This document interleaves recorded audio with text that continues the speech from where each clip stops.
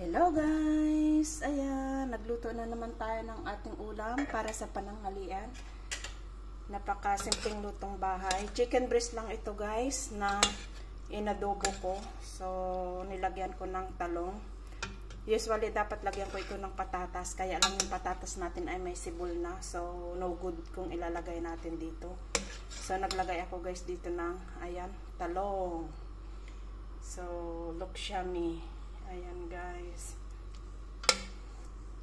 At namimiss ko guys ang shawarma. Nagluto din ako ng shawarma. Ayan. Lutong bahay na shawarma. As you can see guys, ito ang ating shawarma na niluto. So, tinimplahan lang rin natin ito guys. At naglagay lang tayo dito ng powder na dilaw. Ayan. So, sibuyas, bawang, naglagay tayo ng ingredients at saka dilaw na luya. So, ayan.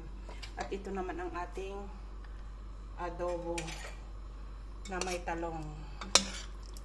So, napakasimpleng lutong bahay lang guys. At syempre, nakasalang dito ang ating kanin. So, ayan, nagluluto pa tayo para sa ating pananghalian. So, yun lang guys ang aking napakasimpleng video. Maraming salamat guys sa panonood. Thank you guys. Bye bye.